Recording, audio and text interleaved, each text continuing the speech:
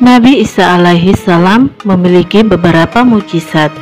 Bahkan sebelum beliau lahir, tanda-tanda kenabian beliau sudah terlihat. Dikisahkan bahwa Nabi Isa alaihi salam terlahir dari seorang wanita soleha yang bernama Maryam. Atas kuasa Allah, Maryam bisa mengandung tanpa campur tangan dari seorang laki-laki, sehingga beliau terlahir hanya memiliki ibu tanpa ayah. Oleh karena itu, warga sekitar menghina dan memfitnah Maryam karena dituduh berbohong atas segala perbuatan yang dituduhkannya. Warga tidak mempercayai penjelasan dari ibunda Maryam.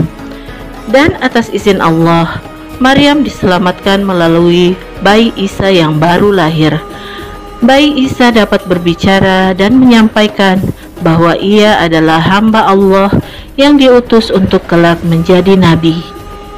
Tentu saja bayi yang baru lahir dan dapat berbicara adalah hal yang mustahil. Namun kejadian istimewa ini membuat warga meyakini akan ajaran dan kuasa Allah. Ketika Nabi Isa terangkat menjadi nabi, tantangan untuk berdakwah pada umatnya sangatlah berat. Oleh karena itu, Allah memberikan mukjizat-mukjizat lain pada beliau untuk membuat kaumnya percaya akan ajarannya.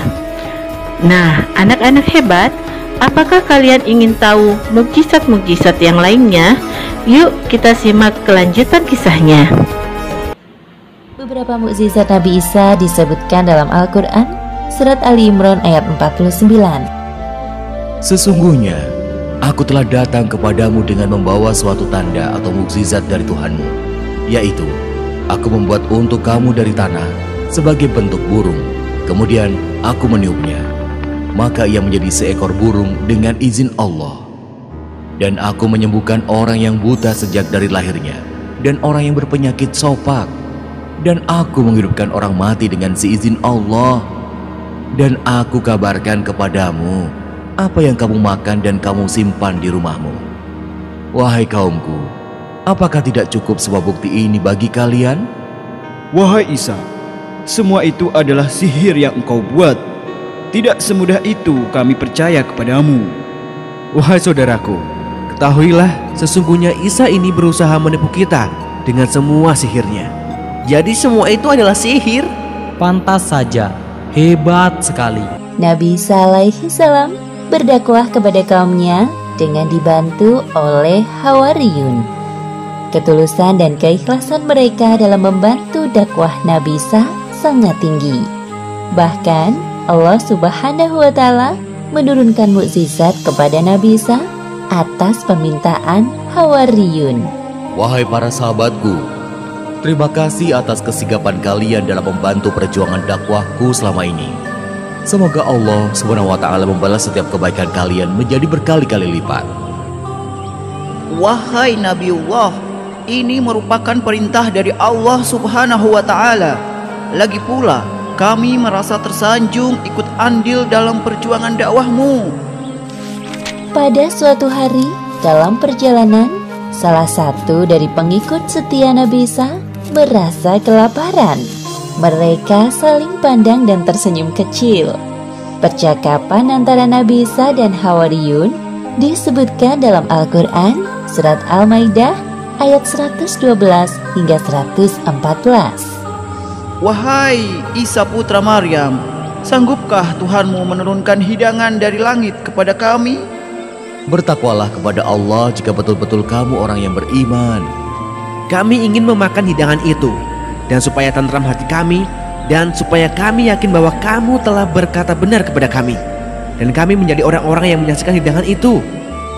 Kemudian Nabi Isa berdoa kepada Allah Subhanahu wa Ta'ala agar memenuhi permintaan para pengikut setianya. Ya Tuhan kami, turunkanlah kiranya kepada kami suatu hidangan dari langit yang hari turunnya akan menjadi hari raya bagi kami, yaitu bagi orang-orang yang bersama kami dan yang datang sesudah kami, dan menjadi tanda bagi kekuasaan Engkau. Beri rezekilah kami, dan Engkaulah pemberi rezeki yang paling utama. Allah Subhanahu wa Ta'ala menjawab doa Nabi Isa.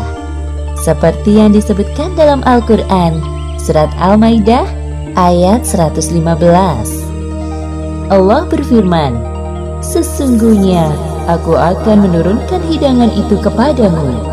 Barang siapa yang kafir di antaramu sesudah turun hidangan itu, maka sesungguhnya Aku akan menyiksanya dengan siksaan yang tidak pernah Aku timpakan kepada seorang pun di antara umat manusia." Lain halnya dengan kaum Yahudi, mereka sering meremehkan ayat-ayat Allah yang disampaikan oleh para nabi. Maka dari itu, keimanan sulit menancap dalam hati mereka. Maka saat datang Nabi Isa menyampaikan ajaran kebenaran, mereka memusuhi. Sampai berjumpa di kisah pekan depan. Assalamualaikum warahmatullahi wabarakatuh.